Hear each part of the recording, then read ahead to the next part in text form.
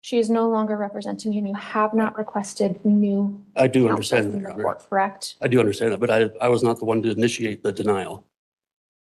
And you did not request new counsel. Established that you are, but you understand what the state is saying that you did that's against the law.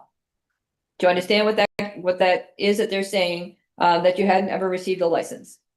I mean, he stated that he's.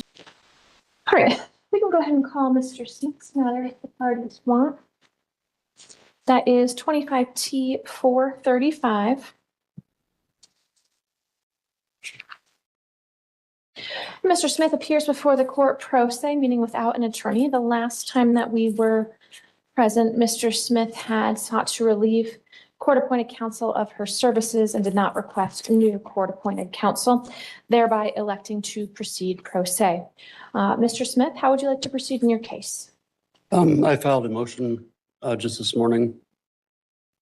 I'm not sure if It hasn't been filed with the court yet, meaning they haven't uploaded it yet. yeah, that hand delivered it just this morning. All right, so we're looking to schedule a motions hearing. Yes. From what type of motion to put the people on notice? Dismissal, On what grounds? violation of constitutional rights. All right, so a constitutional based motion. Are you alleging a violation of a particular section? Or are you alleging that the statute itself is unconstitutional? It's predominantly the Fifth Amendment, 14th Amendment, in regards to legal counsel and due process. In regards to legal counsel, you fired your attorney at your last appearance. You haven't sought appointment of a new attorney.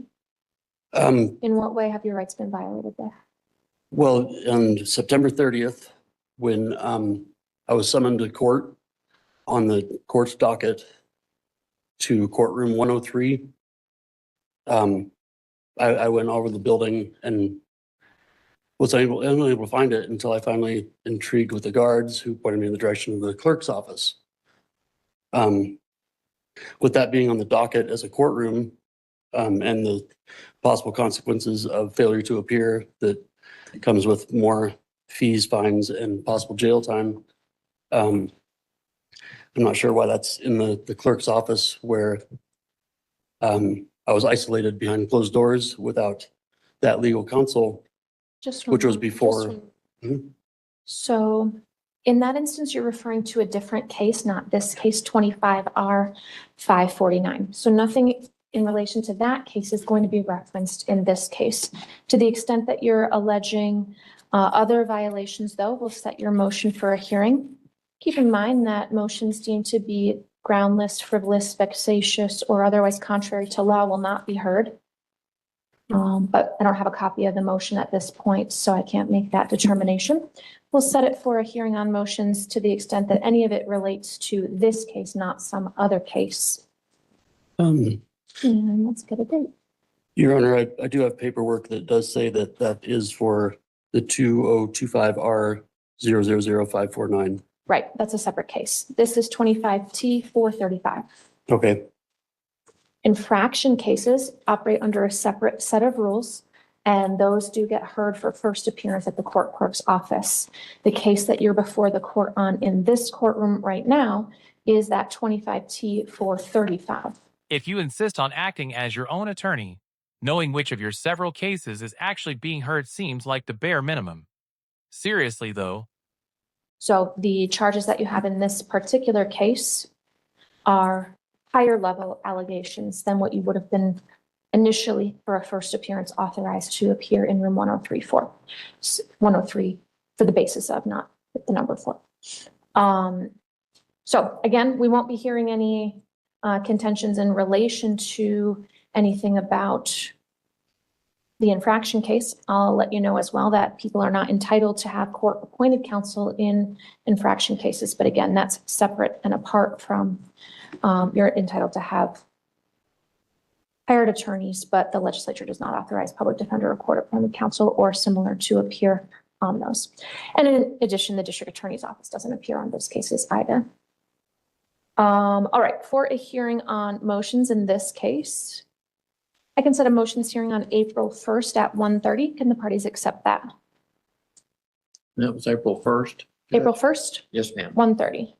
Yes, ma'am. That is fine. At 1:30. Correct. As it relates to this case, Mr. Smith, again, 25T 435, we had some of this conversation last week.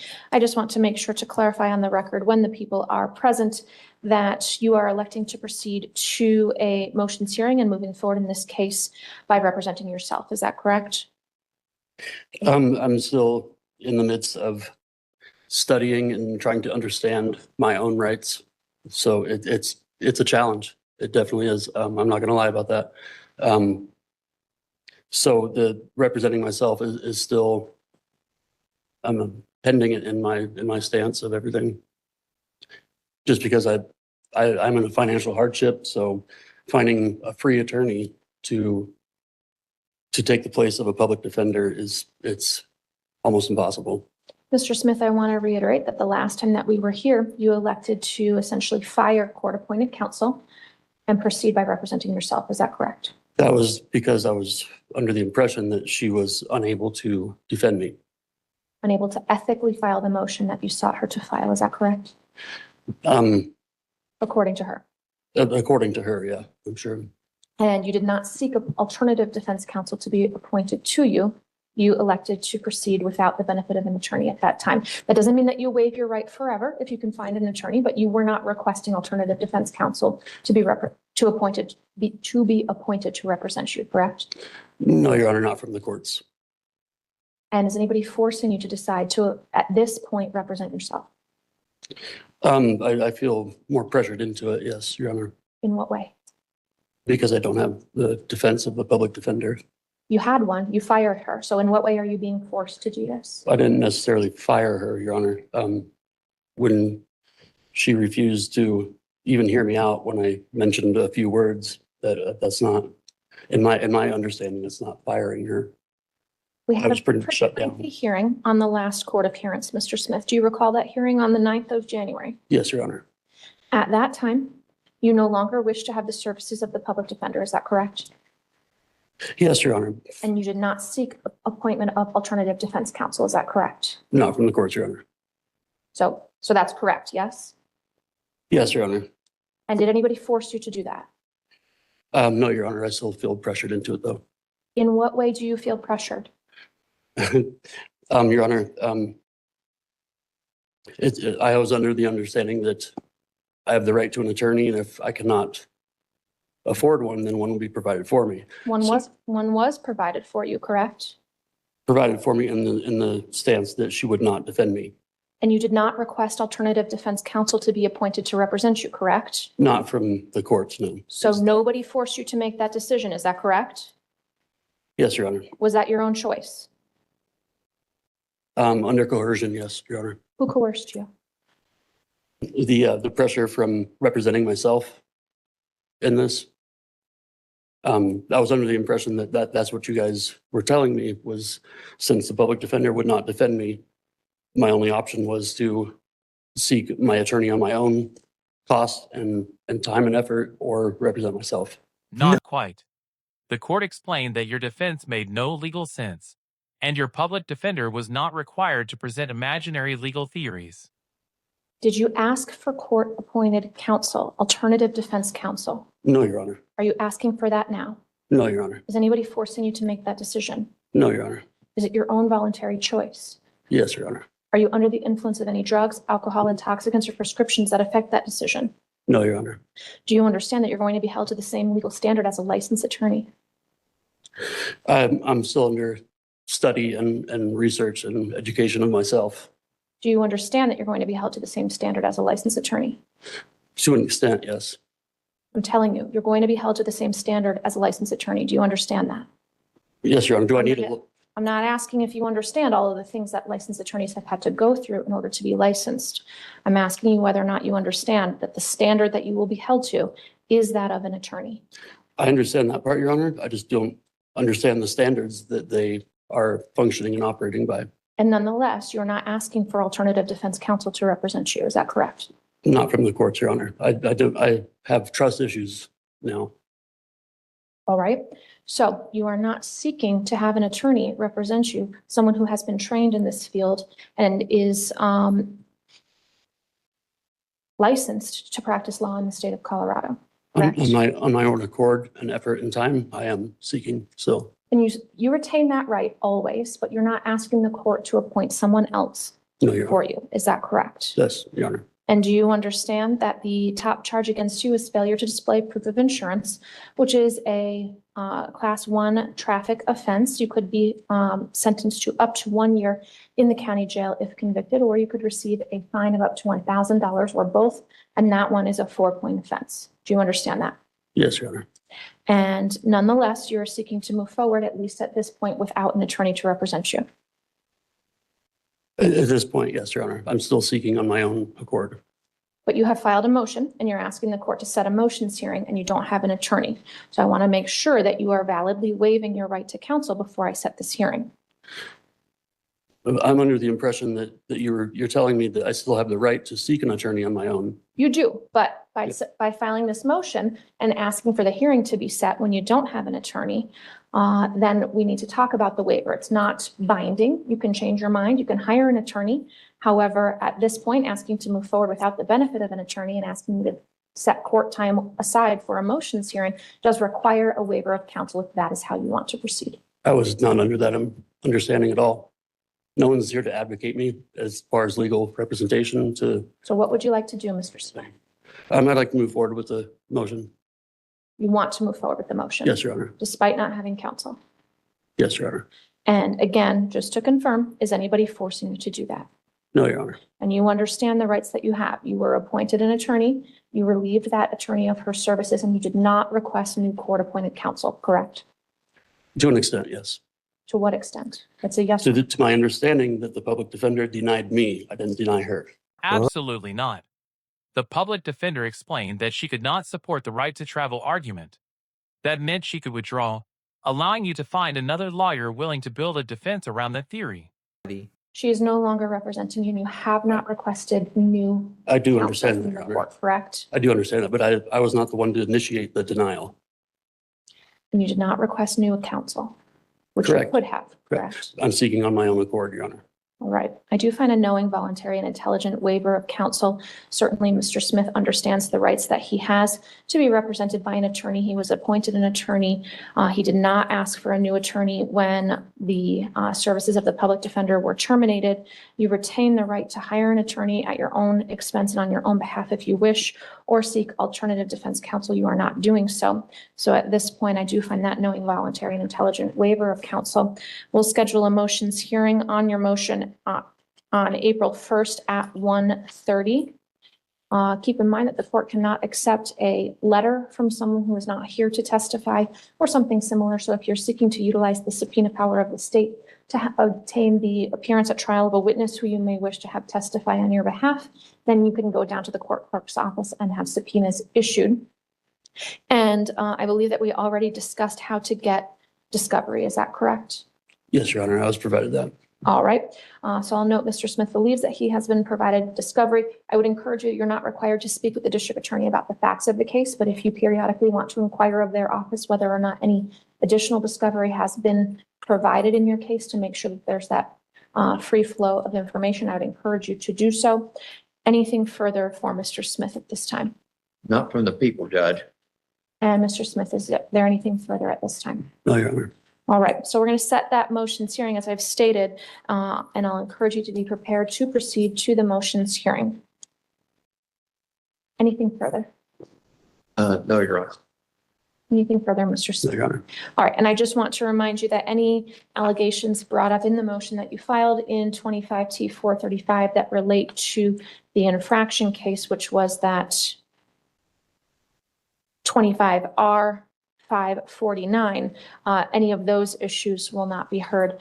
Any rights that you may have from that case are separate and apart from anything in relation to this case. All right, we'll see you on April 1st.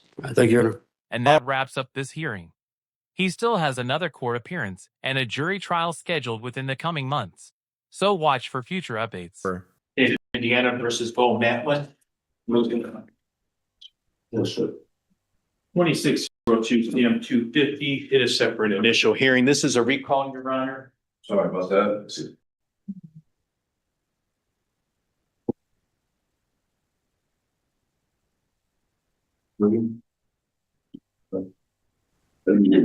No, exactly. It's about the rights. I know my rights. I don't need an attorney. Thank you. Right, Ms. Matlin, you were here today for an initial hearing. Tender to the court is, has been filed, notice living man, declaration of status, those are signed by you and have been entered. There's also an affidavit of truth that is unsigned. And so anyway, we're here for an initial hearing and to make sure that you understand your charges. What is your date of birth? I do not understand. I am here on a special appearance of Thomas Matlin in all caps letters on special appearance of the case number of 46D04-2602-CM-0250. Correct, but I need to tell you what you're charged with in this case. So first of all, how old are you? I'm 29. All right, what's your birthday? You guys should already know that, correct, or no? No, I don't. I don't know what your I don't birthday is. understand. I don't understand. I just need you to tell me, Here's the court. problem. If we don't know who you are, there'll be a warrant issued for your arrest. So we're trying to get past that level. Okay. Okay, so state, Then you didn't get these papers. I'm gonna give them to you. okay, so let's back up. My job is to make sure you understand what you're charged with. I have what you filed, and that's made a matter of record. What is your date of birth? Well, you know what? Let me see here. I'm. Okay, hold on. I do have it. Is your birth date 9/6 and you're 29 years old? Is that correct?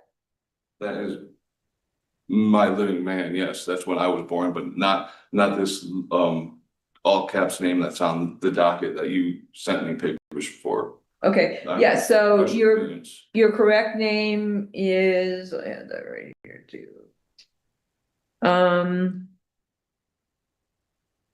Well, you signed it, Bo Matlin, what you entered into the court.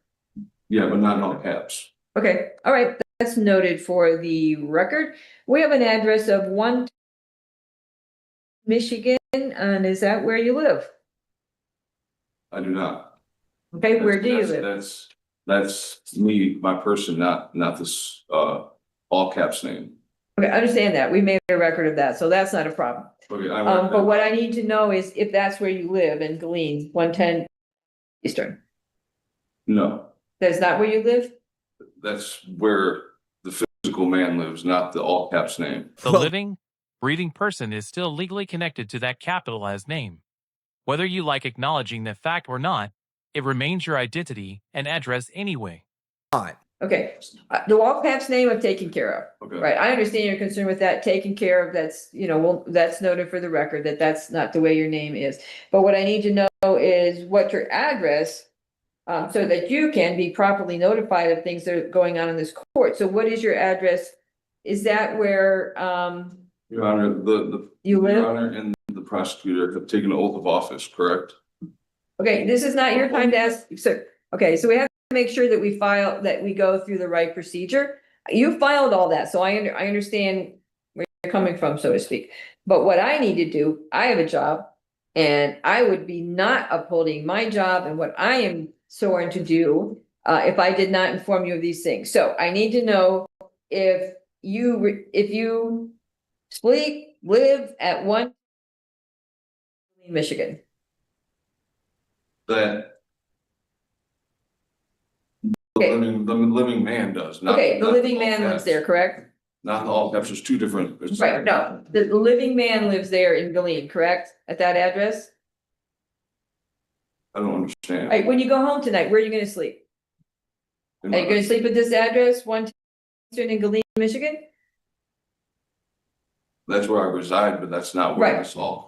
this corporation of my all caps name is. Okay, so we've got that's where you live, so to speak. Then I also need to make sure that you understand your constitutional rights. do you know what your constitutional rights are as a defendant in this court? Yeah. Everyone, the Constitution gives you certain rights that have to be followed. As a defendant here. So do you know what your constitutional rights are? Yeah, I state on record my constitutional law, section 39329 is Chicago Motor Coach versus Chicago, Lagar Chicago versus Chicago, Lagar versus Chicago, 29 NE 934. Okay, that obviously is not a case that would be applicable here because this is Indiana, but I need to make sure that you understand that you have the right to an assistance of a lawyer if you want one. If you intend to hire one, you have to do within 10 days. And if any deadlines are missed or legal issues or defenses that could have been raised could be waived or given up. If you're unable to afford a lawyer, the court will appoint one for you. You have the right to a speedy and public trial to the judge or jury. And if you want a jury trial, there has to be a written demand with the court 10 or more days before the trial date. You have the right to require the state to prove the elements of the charge against you beyond a reasonable doubt at a trial in order to obtain a conviction against you. And throughout these proceedings, you are presumed to be innocent. You have the right to hear and cross-examine all witnesses appearing against you. You have the right to require witnesses to be present at any hearing or trial to testify on your behalf. And the court would assist you in that right by issuing subpoenas. You have the right to remain silent. You cannot be compelled to make any statement or testify against yourself at any hearing or trial. Anything you do say could be used against you. You have the right to be tried in the county in which this offense would allegedly occur. You have the right to appeal to a higher court if convicted. You have the right to demand the nature and cause of accusation against you and to have a copy of the information. If you plead guilty, you would give up those rights. Now, I'm not going to ask you if you agree with those things. I'm going to ask you if you understand what it is that I just read. I do not understand. Okay, what don't you understand? That was wrong. Well, I mean, I just stated where I stand. Understand, but Understand. okay, those are your rights under the Constitution of the United States of America, as well as the Constitution of the state of Indiana. I am not going to ask you if you agree to them. I'm not going to ask you if you think they apply to you. I just want to make sure you understand those are your rights, if you choose to accept them or not. Those are your rights in this country, in this state. Do you understand that? I do not understand. At this point, I'm convinced sovereign citizens struggle with almost everything: understanding law, securing legal counsel, and somehow getting dressed without accidentally chewing on their own whole socks. We'll make for the record that you don't understand that. Also, that those rights have been read out in court, and so that you have been apprised of them. So state, could you tell the defendant what he's charged with and what the possible penalties are? Your Honor, he is charged by way of information that alleges that on January 31, 2026, in LaPorte County, state of Indiana, the defendant unlawfully, knowingly, or intentionally operated a motor vehicle upon a highway, a Ford Ranger with Michigan license plates D as in David, P as in Peter, T as in Tom, 9082, having never received a valid operator's license and not being exempt from those requirements under section 9-1-4-27. That is a Class C misdemeanor. A Class C misdemeanor is 60 days in the LaPorte County Jail and a $500 fine. All right, so Mr. Matlin, again, I'm not going to ask you if you agree with that or if you think you're subject to that law, which of course we've established that you are, but you understand what the state is saying that you did that's against the law. Do you understand what that is that they're saying, that you hadn't ever received a license?